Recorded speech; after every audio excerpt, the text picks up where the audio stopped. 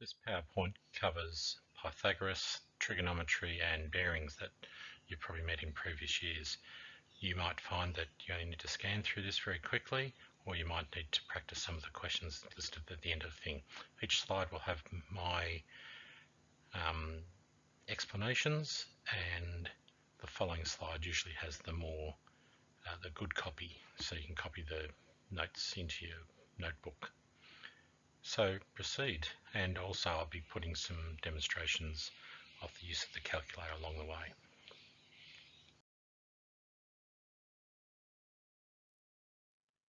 Okay, here we are talking about Pythagoras. So if I have a right angled triangle, well, the right angle's moved up a little bit. If we label the three sides, we label this side A, this side B, and this side C. Pythagoras theorem says that A squared plus B squared equals C squared. You'll have to excuse the handwriting. I've got to use a mouse to do this, and it's not that easy. Okay, so Pythagoras theorem states that A squared plus B squared equals C squared.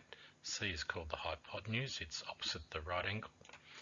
It's the longest side of the triangle. This works for any right angled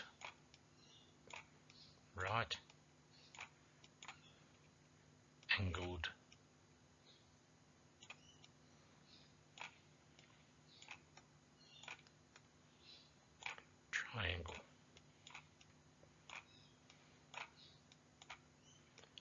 Like I've said in the previous slide, on the next slide you'll see a typed copy of all this, a nice neat copy, so you can wait till then to copy down the notes properly. Alright, so there's Pythagoras theorem. So when we look at part 2 here, it says use the Pythagoras to work out the missing lengths, showing your workings in the space below. So on this triangle here, here's my right angle. So W is my hypotenuse. So we start off with, say, W squared is equal to the hypotenuse squared. So just writing that way around is equal to 4 squared plus 3 squared. It's plus. So before we work out W, we need to work out square the numbers. So this becomes 16. 4 squared means 4 times 4. And 3 squared means 3 times 3, which is 9. And therefore W squared is equal to 25. 16 plus 9 makes 25. So W will be equal to the square root of 25. And we know the square root of 25 is equal to 5. Alright, that's the first one.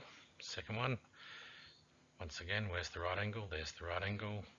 So x in this case is the hypotenuse again, so I'm going to get x squared is equal to 9 squared plus 5 squared. So x squared is equal to 81 plus 25 is 106. So x is equal to the square root of 106. That would be the exact answer. 106 is a third, so that would be the exact answer. But if we went to our calculator, we'd find approximately this would be equal to 10.30.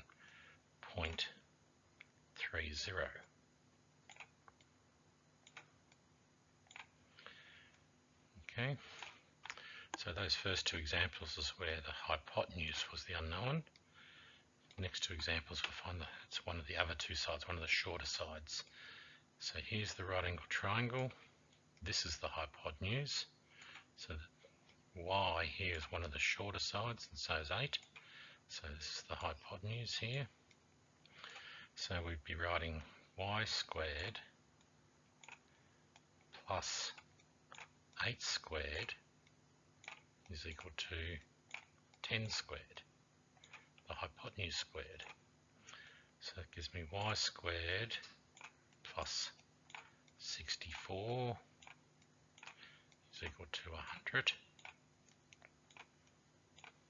So y squared, if we take 64 from both sides, we get 36. And we take the square root of both sides here, we get y is equal to 6. Alright, we go to the fourth example here. There's our right angle, so 12 is the hypotenuse.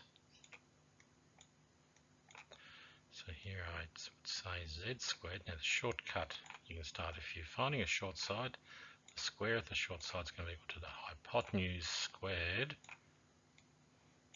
minus the other short side squared. Always the biggest number will go first.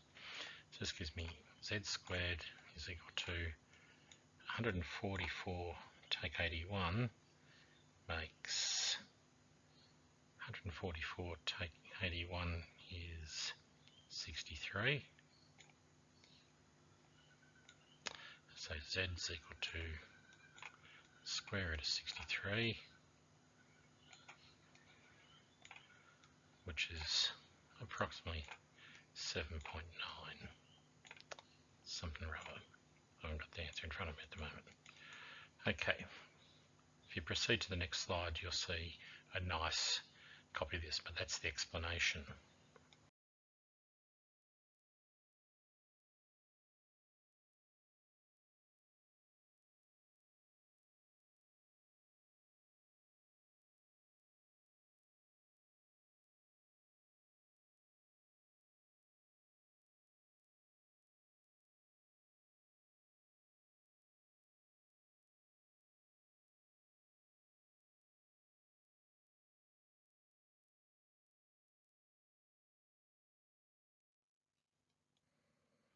Here's the third part of the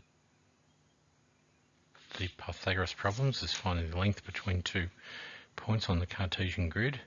So we've got to find the length of this line here, so let's call this x.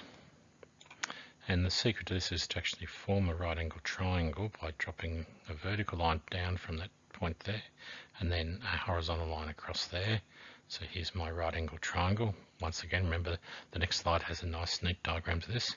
We work out the length of this line here, so it's going from 1 up to 4, so the length of this line is 3. This is going from 1 through to 6, so the length of this line is 5. So now we can use Pythagoras' theorem. X is once again is the hypotenuse because it's opposite the right angle. So we can say x squared is going to be equal to 3 squared plus 5 squared. That is a plus sign there. Let's make it look a bit better, marginally better. That's squared there. Alright, so x squared is going to be equal to 9 plus 25, which is 34. And x is equal to the square root of 34. And as I'll show in a moment on the calculator, that's approximately 5.83. If the question asks for decimal places, then you give the answer to the number of decimal places given. If it doesn't ask for decimal places, then the exact value, the third value, is the answer we should be giving. Okay, the next thing we'll look at how to use our calculators correctly here.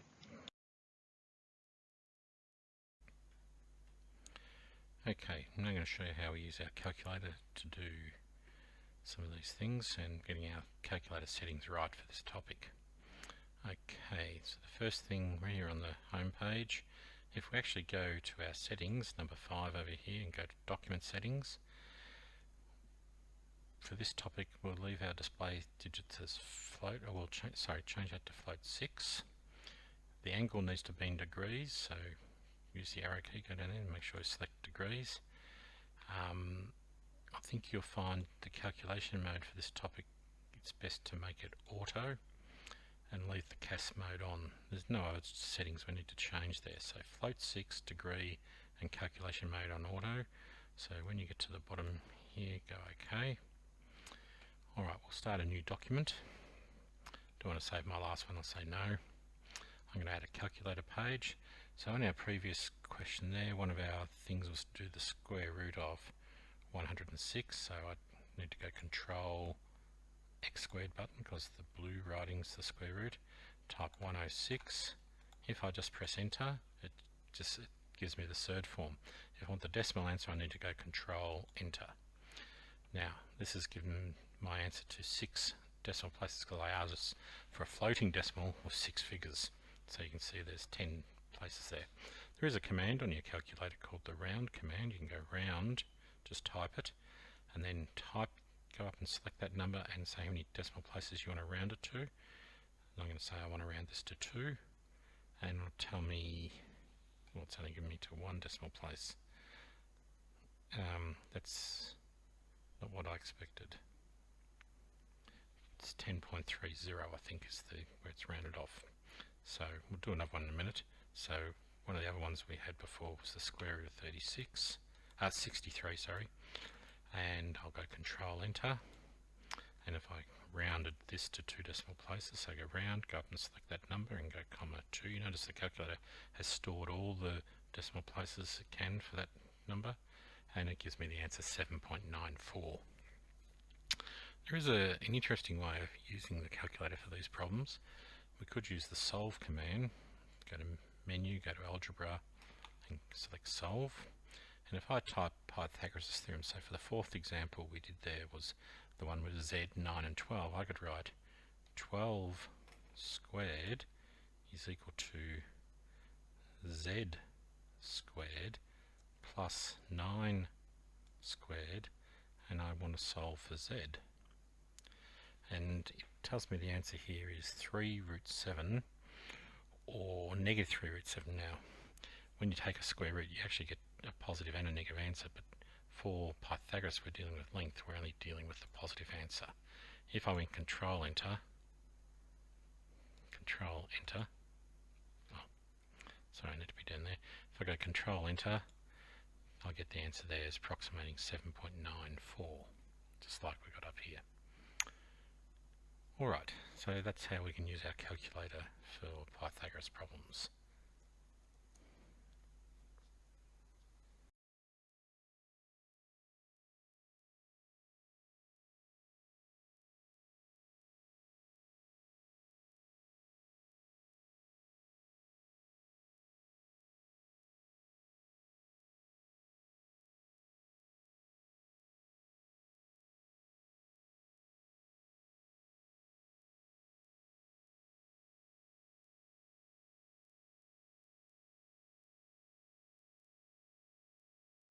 Right, our next section here is how to remind ourselves of trigonometric problems. So the first thing we've got here, we talk about that we should label the triangle with the correct names for each side. So the 3 names we use for the hypotenuse is H, and that's opposite the right angle. O is opposite the angle that's marked in the question for you, and A is the 3rd side that's adjacent to the angle. So the first thing we do is identify where the right angle is here. So opposite this, across to here, is the hypotenuse, so that's where I put H. This side over here is opposite the marked angle. In this case the angle is theta, just a Greek letter. So we call this the opposite. And this 3rd side, the other second short side, is the adjacent. It's the word adjacent means next to. So the adjacent side is next to the angle. You'll notice the hypotenuse is also next to, but it's special because it's opposite the right angle. Okay, so down the side here we can see this is the process we should follow when we're trying to solve a trigonometric problem. So this question here asks to find missing links using trigonometry. So the first step we should do here is label the sides. Then the second step, based on the sides, what we've got in the question, so we label them O, A and H. And then we decide which of the 3 rules. Sine is equal to opposite and hypotenuse. Cos is adjacent over hypotenuse, and tan is opposite over adjacent. So you may be familiar with the saying sock, car, toa. Sock, car, toa is the way people tend to remember this. Alright, sine is opposite over hypotenuse, cos is adjacent over hypotenuse, tan is opposite over adjacent. Once we've worked out which rule, we substitute into the, that's our third step, we substitute into the values, and then we need to solve by rearranging if necessary. So let's go through the three examples here. Hopefully this is review for you. So the first thing I would do is look at this triangle here, and 10 I can see is opposite the right angle, so that's the hypotenuse in this question, and the side x is the thing we need to find here, is opposite the marked angle, so this would, I'd label this with O. Because the two sides I've marked are O and H, I would be using sine, because O and H appear in that rule. So we write down this, we say sine, not sin, sine, it's the correct, sin is the abbreviation, but we still say sine of 50 degrees. So sine of whatever the angle is there, 50 degrees, is going to be equal to x, is the opposite, divided by the hypotenuse. Following the rule here, opposite over hypotenuse. Okay, we do rearranging first. So this x has been divided by 10, so to get the x by itself, I'd multiply both sides by 10. So I write 10 sine of 50 degrees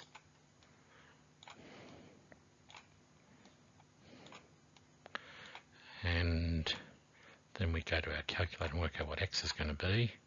So we simply just type 10 sine 50 degrees. I'll show you next slide or two how to use your calculator to do this, but when we get that, it comes out as 7.66, and this question had units in it, or centimetres, so I'm going to have centimetres in my answer. Alright, let's go on to the second one. Here I've got y, which is opposite the right angle, so that's the hypotenuse. 6, which is this length here, is next to the angle, not opposite. This is the opposite of here, so this is the adjacent. So which rule has adjacent and hypotenuse in? You can see here it's a cosine rule. So we say cosine, cos, of 40 degrees equals the adjacent over the hypotenuse. Now the difference in this problem as compared to this one here, our unknown x was on top, but here our unknown is underneath. So the method we do here is first bring that across there as a multiplier, so we get y times cos of 40 degrees is equal to 6, and that's y times, so if I want to get rid of the things times by, the thing it's times by becomes a divider on the other side, so the cos of 40 goes underneath the 6. Alright, we can type that on our calculator and I will demonstrate that in a few minutes. And you can get y is equal to 7.83. Once again, there's units in this question of centimetres, so it's 7.83 centimetres. That being my answer. Alright, we'll do the third example here. We've got z. Z is opposite the angle. 8 is adjacent to the angle. This is the hypotenuse over here, but we don't need it in this question, so I don't bother marking it. So opposite and adjacent is tan.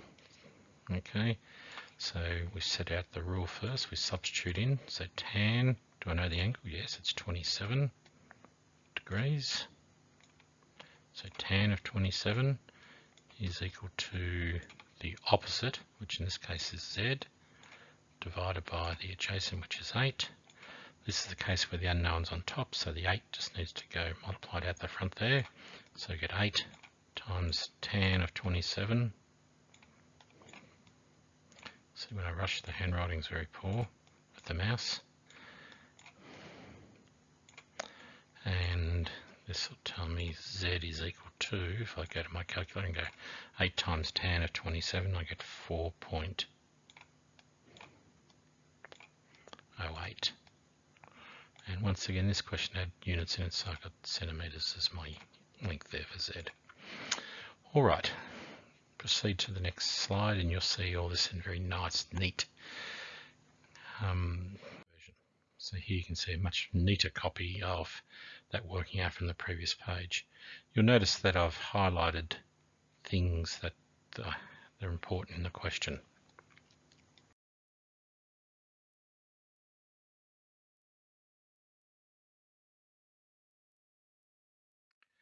This is the third type of trigonometry problems that you get. In this case here, we have to work out the size of the angles in the question. So angle X is in this one here, and angle Y is in the separate question over here. There's three types of trig problems: finding when the unknown's on top and when the unknown's underneath. We did those on the previous slide. And the third type is finding the angle. Still start the same way. The first step is to label what sides you have in the question. So here you can see 15 is the hypotenuse, and 8 is next to the marked angle, so this is the adjacent. So adjacent and hypotenuse, we use cos. So I'm going to do it here because we are going to use that space down below for the calculator. So we say cos of x is equal to the adjacent 8 on 15. Okay, hopefully you've seen this before. The opposite operation of cos is called cos to the negative 1, or the inverse of cos. So the inverse operation, or the opposite operation of cos, is the inverse of cos. So that's how we write it. We say to get rid of the cos on this side, it becomes cos to the negative 1. We use this when we want to find the angles. And on our calculators, and I'll demonstrate this in a moment, we can type that on our calculators, and this will give me the answer that is 57.77 degrees. Need units. It's an angle, so it means we're working degrees.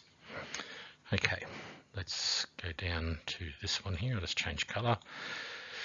All right, so here's the marked angle Y. 10 is opposite and 5 is adjacent. This one across here is the hypotenuse, but we won't need to mark it in this question because there's nothing there. So opposite and adjacent is tan, so we set this problem out. We say tan of Y is equal to the opposite, which is 10 divided by the adjacent, which is 5.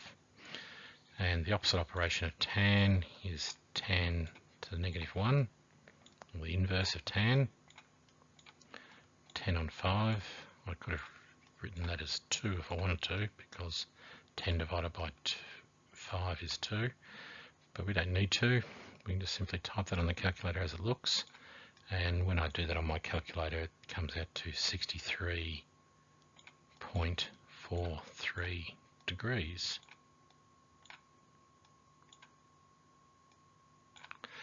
Alright, that's the answer for that. And if it was a sine problem, we do sine to the negative 1. Okay, we'll now demonstrate how to use the calculator for this. I'm just going to insert a new calculator page, so we start a fresh, clean page. So we had our first problem before was we found the triangle where sine of 50 degrees and we had to find x, and the other side length was 10. And we ended up with, we said we could work out x by typing 10, and to get sine on the calculator, there's a trig button over here on the left.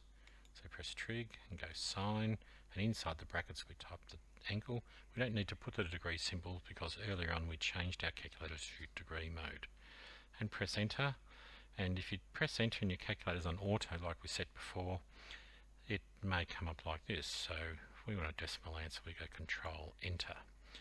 Now this answer is giving me 7.66044, and if I wanted to put that to 2 decimal places, I go up, select that and go comma 2, and it gives me the answer 7.66, which we wrote before. Okay, so the next one we had to do was finding y, and we end up with 6 divided by cos of 40. So the best way to put that on your calculator is go control divide. So 6 on top, go to the box down below and go trig and cos of 40 degrees, so 40, and I'll go control enter here and it'll give me the decimal straight up. And we said the answer to 2 decimal places was 7.83 because if you look at the next digit it's less than 5, so we don't round that number up. And the last one we had to do in that series was 8 tan of 27.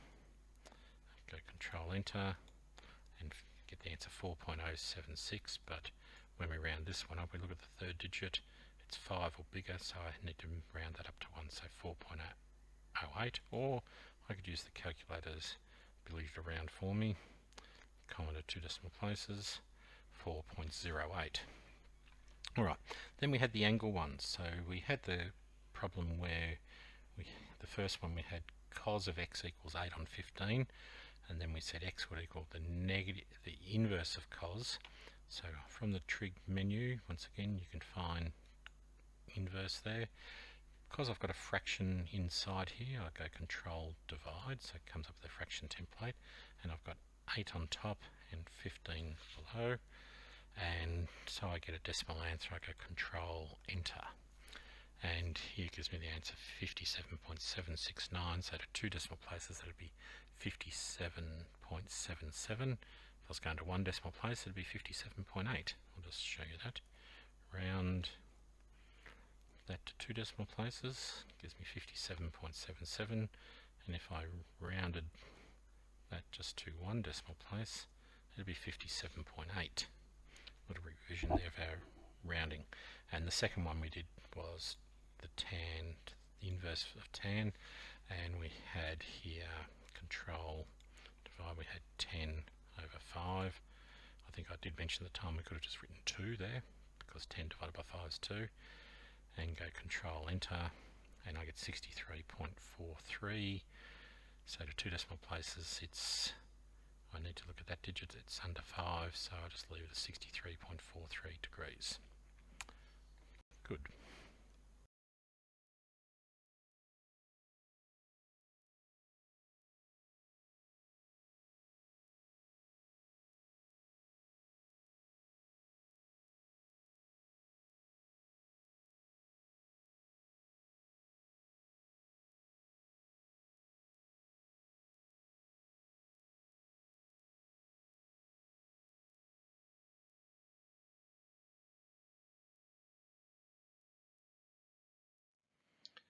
Okay, got a couple of word problems here. The first one says I've got a 2.5 meter ladder, so it's leaning against a wall at an angle of 62 degrees to the ground. And we're asked to calculate how far up the wall does it reach and to 2 decimal places. So they're the key things in this question. Alright, so first of all I would try and draw a diagram to represent this. So this will be pretty rough, but here's our wall, like here.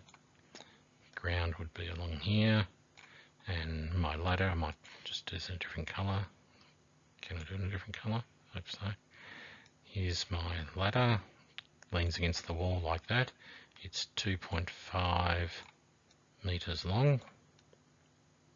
Okay, we make a little assumption here. The ground and the wall meet each other at right angles. So here you can see I have my right angle triangle.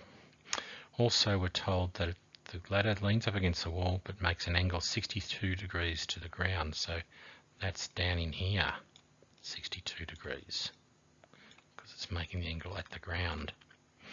Okay, and what are we asked to find? How far up the wall does it reach? So this becomes my unknown. How far up the wall does the ladder reach? Okay, get a good diagram, makes the question pretty simple from there on. So now I've done this much, I can now look at my triangle, my right angle triangle, and we can see that 2.5 is opposite the right angle, so this is the hypotenuse. And the other side that we need in this question is x, and it's opposite the marked angle. So this is going to be the opposite So I look at my ratios, SOHCAHTOA, TOA, which one has O and H, sine. So I think we're better off going back to the red. So we say sine of whatever the angle is, in this case it's 62 degrees, is equal to the opposite, which is x, over the hypotenuse, which is 2.5. Remembering we've got to identify our unknowns on top here, so this becomes 2.5 times sine of 62 degrees is equal to x. So we go to our calculator to calculate this, reminding ourselves the answer needs to be to 2 decimal places, and when we do that we get 2.21 meters. Remembering that on the next slide there'll be a nice neat copy of all this, and you can be easy for you to read.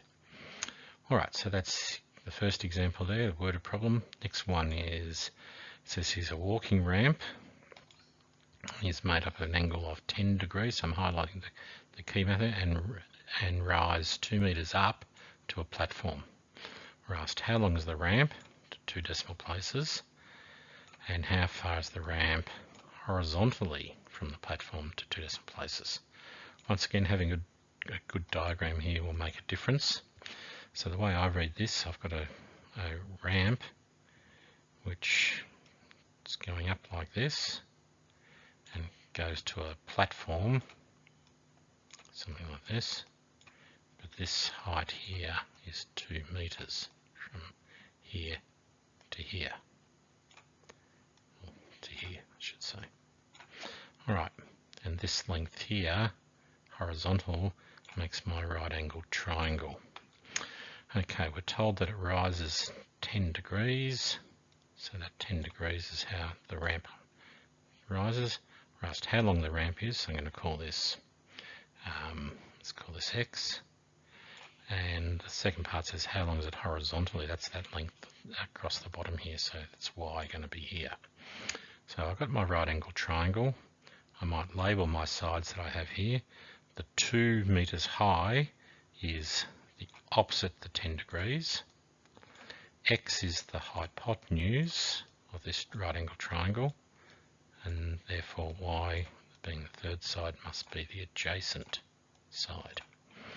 Alright, so we've got 2 calculations we need to perform here. One is how long the ramp is, that is what is x. So A, now to do A, I've got 2 is the side I've got to use, it's the opposite, and it's the hypotenuse. So I would say sine, opposite and hypotenuse, sine of 10 degrees is equal to the opposite, 2 over the hypotenuse, which is x. Here our unknown is underneath, so we need to bring him over there, and at the same time we can bring this down to here. So our next line we would write x equals 2 divided by sine of 10 degrees. The degree symbol is optional. I'd go to my calculator to calculate what this comes out to, and this comes to 11.52. Alright, there's units in this question. Our question's all about meters, so it's 11.52 meters. That's part A done. Part B says we have to find the length. The ramp goes horizontally. Horizontal is across this way, so we're finding y. We would be using this answer, this number here, not the one we just worked out because we may have made a mistake. We would use this and the angle. So we've got opposite and adjacent, so this is a tan problem. So part B here, it's a tan problem. So we go tan of 10 degrees is equal to the opposite over the adjacent, which is y. Once again, we've got a problem where the unknown's underneath, so it needs to go over here, and then what's over here goes underneath. they swap positions. It's doing 2 steps in one. Cuts a bit of work out for us. So the answer for y is going to be 2 divided by tan of 10 degrees. And if we go to our calculators and do that, we should get the answer is 11.34 meters. Okay, if you go to the next slide. Okay, much nicer, showing how we can use the calculator. The next section that we need to be familiar with is angles of elevation and depression. Okay, these have already been filled in, but we'll go through here. We're asked to draw a triangle that matches the given information. The first one asks for the angle of depression. You can see I've highlighted that. From the top of a 200-metre cliff to a boat out at sea is 22 degrees. So the angle of depression is 22 degrees. So here's the person, top of the cliff. Here's our cliff. The person standing here on the top of the cliff. It's 200 metres high. Okay, that's where my triangle, my right angle triangle would be. The angle of depression, you look straight out horizontally, then look down that angle, which is 22 degrees. Okay, and there's the boat out in the water. So that would be the diagram. If I wanted to use this triangle inside here, this being my triangle, then I would have to write 22 degrees in here. Or I could have used this triangle out here, and the 22 degrees is already in there. That would be the right angle up there, and this length here is still 200 from here to here. It's still the height of the cliff. So you can use either triangle. Part B says the angle of elevation to the top of a tower 50 metres from its base is 55 degrees. So the angle of elevation, the person looks out horizontally first, and then goes up in until it's 55 degrees to the top of a tower, and you're told the length from the base of the tower is 50 metres. So there's my right angle triangle drawn there for me. Okay, the next slide we should do an example. So let's read through this example. Let's highlight the important information. It says here, from a lookout tower, Callum spots a bushfire at an angle of depression of 25 degrees. If the lookout tower is 40 metres tall, how far away to the nearest metre, so we need to write our answer in the correct form, is the bushfire from the base of the tower? Alright, so first of all we try and draw a diagram which would do this for us. So Callum's up here on a tower, so my artistic skills are very limited. So it makes it look like a tower. You'll see on the next slide I've got much better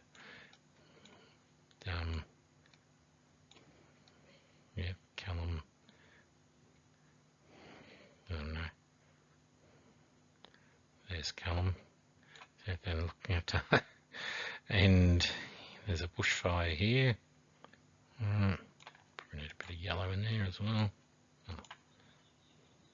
Why is that going yellow? There we go, a bit of fire, looks like a fire. Okay, Callum's spotted this fire, and so the direct line from Callum to the fire is this, but his angle of depression is, you need to look out horizontally first. Right, so like that. And the angle of depression is the angle down from the horizontal to that line of sight is 25 degrees. Whatever, if the tower is 40 metres high, so this is 40 from here to here.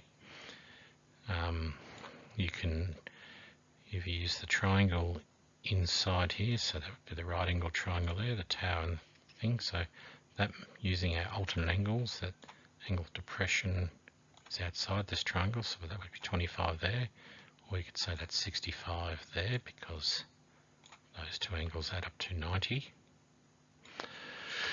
Alright, and we're asked to find how far away is the bushfire from the base of the tower. So I'm going to call this X along here. How far away is the bushfire from the base of the tower? Alright, I'm going to use this triangle. I'm going to use the 25. So I'd be saying over here 40 is opposite the angle and X is adjacent to the angle. The hypotenuse is sitting over here, but we don't have any length of that. So opposite and adjacent we use tan, so we say tan of 25 degrees is equal to the opposite, which is 40, over the adjacent, which is X. The unknown is underneath. The unknown is underneath, so we swap that with that, so that leaves me with X is equal to 40 divided by tan of 25, and we type that on our calculator, and that comes out to 85.78. But read the question, it says we want the answer to the nearest metre, so that's nearest to 86 metres is the answer we're looking for in this question. Okay, we'll proceed to the next slide.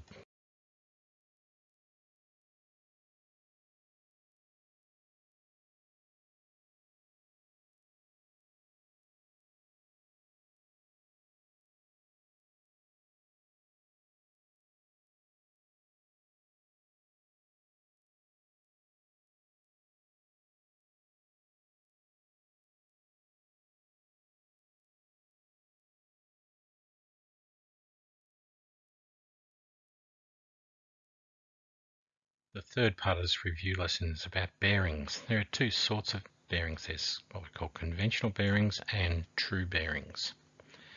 The conventional bearings use north, east, south and west. Some people remember things like never eat soggy Weet-Bix to remember the order. So north's up the top, east is out to the right, south down below and west out to the left. So never eat soggy Weet-Bix. If we went exactly halfway between north and east, we say it's northeast. Halfway between south and east, we always say southeast. If we halfway between south and west, it's called southwest. Halfway between north and west is northwest. So when we're doing conventional bearings, we first of all decide if it's in the north half or the south half. So that's always the first thing we write there. So the second dot point says they always begin with north or south. Some examples, if we go north 45 degrees west, what that means to us, we start at north and we go 45 degrees in the west direction. And we'll end up at this point here, northwest. There's 360 degrees in a circle. If we go back 45, we'll get to 315. This here, south 23 degrees east, so I'd start at south down here, and I need to go 23 degrees in this direction, which means I'll get here, so my line is here, and that would be, in total, 157 degrees around that way, because another 23 degrees get to 180 halfway around the circle. Okay, so that's a little review of conventional bearings. The next ones are called true bearings. And these are measured clockwise from north. So we start up here at north and we turn in this direction until we get to where we're talking about. They're usually written with 3 digits. So even if you only got a number less than 100 degrees turn, you put a 0 in front of it. So 0 degrees, 0, 60 degrees, true is you start up at north up here, and then you'd go around 60 degrees, so I'd be at this position here. So that could be written as 0, 6, 0 degrees true, or the equivalent, I'm starting at north and I need to go 60 degrees in the east direction. So there's two different ways of describing the same position. So from here I go up north and turn around 60 degrees, or turn 60 degrees towards east, or 60 degrees true. 230 degrees true, so once again you start up north, I'd go right around here, 180 plus another 50 degrees would take me just past this line here, so from where I started in the middle here, that's the line going out there, that's 230 degrees true. It could also be called south, 50 degrees west. 6 of one, half does the other in terms of how much you have to write, but there's two different conventions there, two different types of bearings, the conventional bearings and the true bearings.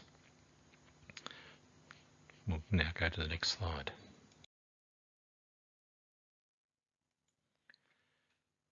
Okay, here the first example says for this diagram, find the true bearing of O to each of the following points. So there's 3 points here, A, B and C. So let's do A first. So to get to A from O, I point up north and I've got to turn around to here. Okay, if I went all the way to east, it'd be 90 degrees, 1/4 of a circle, but I'm 20 degrees short of that, so I need to take that 20 away from 90, so it would be 70 degrees true, so we'd write that as 0, 7, 0 degrees true. The conventional bearing, the equivalent would be north, 70 degrees east. Okay, now we'll go to B, so I'll use a different colour for B. If we go to B, alright, true bearing is you start from O, you look straight up north, so I'm looking up north, and then how far do I need to turn to get around to B? Okay, it looks like I'm 45 degrees short of getting to 180. So I take 45 from 180 and I get 135 degrees true. The third one is C, so we'll do this in red. Okay, I've got to go all the way around to C, but I've got to go in a clockwise direction, so I've got to turn all the way around this way here. When I get to west, it's 270 degrees I've turned, 3 lots of 90, so then I've got to add another 73 to that. So 270 plus 73 is 343 degrees true. Alright, let's go to the next example. This time we're asked to write the bearing that is opposite the direction given. The best way to do this is to draw a diagram. So I'm going to draw a diagram here. So north always goes to the top. 0 degrees 50 means if I'm starting here, means I look north and I turn 50 degrees in the clockwise direction. So this angle in here is 50 degrees. Alright, we're asked for the bearing that is opposite this. Okay, that means the bearing that's opposite this is going out here. Alright, to get to this angle here, I'm going to have to turn all the way around like this. Alright, so we can use a bit of our properties of vertical lines here. We have a pair of vertical lines crossing each other. The angle in here is equal to the angle in here.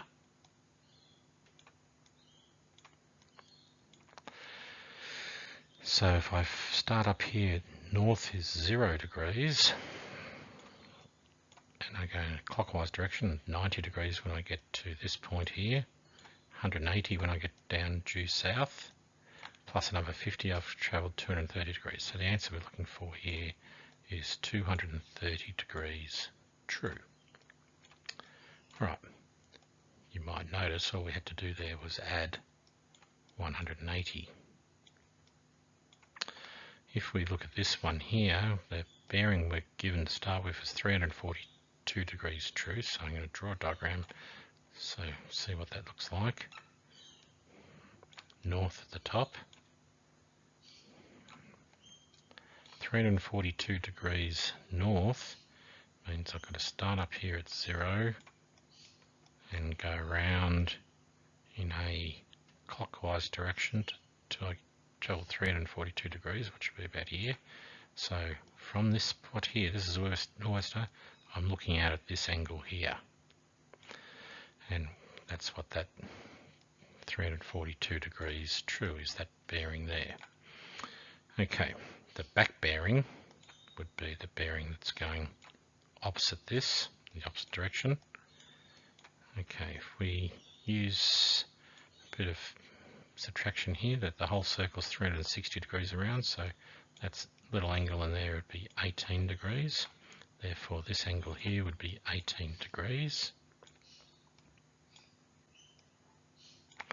Once again, the next slide has these diagrams much neater. This is just the explanation. So 18 degrees there. So what's this bearing? It's 18 degrees short of 180 degrees, so it would be 162 degrees true. So they're the opposite bearings. So if I look at the next page, you can see that that's the bearings there, the opposite.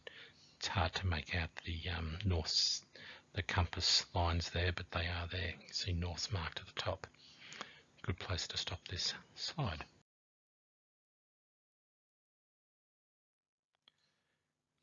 Okay, here we have a couple of examples. Let's do one at a time. So a bushwalker leaves Camp C and walks on this bearing, which is the same as this, for 7 kilometres.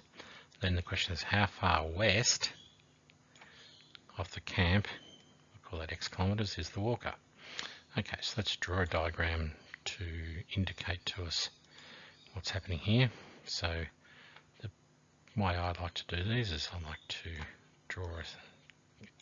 draw a compass with north at the top, and the middle is where we're starting. So this is where Camp C is. Now the bearing is south, which is this direction, and west is this direction. So the bushwalker leaves the camp heading in this direction. Okay, at an angle there of 30 degrees. So it's south 30 degrees in the west direction. Walks for 7 kilometres, so it comes out here and stops, and this length here is 7. Alright, and we're asked how far west has the walker from the camp. Well, this is the west direction along here, so we're asked to find this length here. This is how far west he is, and we turn this into a trig problem by making a right angle triangle here.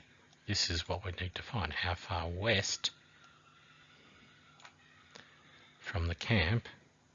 So if we asked how far south, that'd be the length down here, would be this length here. Alright, I'm just going to change the colour now. It's a trigonometric problem. We've got a right angle triangle. We know the hypotenuse over here is 7. Right, got the 7 inside the diagram. And we need to find x, which is, what is x? Is it the adjacent or the opposite? Well, I need to work out what this angle in here. If it's 30 degrees to here, therefore that must be 60 degrees in here. And 30 degrees therefore belongs here. So you could do this either as a sine problem or a cos problem? I'm going to use the 30 degrees down here. So that's using that alternate angle rule again, that this angle here is equal to this angle here using the alternate angle rule, because this line here is parallel to this line here. So it's getting very messy, this diagram. Remember, on the next slide you see a nice copy of this, so that's the opposite. The alternative was I could have made the triangle in here, and this would have been x, the same as x here. It's certainly opposite the 30. So I've turned this into a sine problem. So sine of 30 degrees is equal to the opposite, which is x, over the hypotenuse, which is how far he walked on the angle, 7. So 7 times sine of 30 degrees is equal to x. Go to our calculators and we find that x is equal to 3.5. And because we've got units in this question, it's 3.5 kilometres. Once I said, there's going to be a much nicer diagram on the next slide. Let's go to the second part of this, the second example. This time the bushwalker walks 6.4 kilometres on a bearing of 135 degrees, true, from point A to point B. Find how far east is point B from point A, and we want to answer correct at 2 decimal places. Alright, so let's do a diagram. This time I'm going to not draw the whole compass because I'm going in the southeast direction, so if I'm going in the southeast direction, I really only need to set up the compass like this. This is the east direction and this is the south direction. Okay, we're told that bushwalker starts from point A, so where we're starting from is always at the middle of the compass, so point A, and he's travelling a southeast direction to point B. You try the true bearing is 135 degrees or south 45 degrees east, which means that's 45 degrees in there. He walks for 6.4 kilometres, so that 6.4 belongs along this side here. Because I've got the angle in here and the side length there, I'm going to make my triangle here. I could have made it out on the right here. I could have decided that, sorry, I'll use a different colour. Won't change colour for me. Change colour, there we go. I could have made the triangle out here, like this, made the right angle there, but I'd then have to work out where the angle belongs in that triangle. It's easy to use the triangle where the angle already is, which is what we've got here. So I'm making this the right angle triangle, and we're asked to find the length, how far east is B of A. So that's that length here, which would be the same length on this diagram down here. So I've got this right angle triangle now. So the 6.4 is the hypotenuse. X is the opposite, the angle. It's opposite 45. Hypotenuse is opposite the right angle. So opposite and hypotenuse I use sine. So if you're saying sine of 45 is equal to the opposite x over the hypotenuse, which is 6.4, and therefore it'd be 6.4 times sine of 45 is equal to x. And if I go to my calculator and do that, remembering I want the answer to 2 decimal places, so that comes out to 4.53, and we have units in this question, that's kilometres, so it's 4.53 kilometres. That's the end of this slide.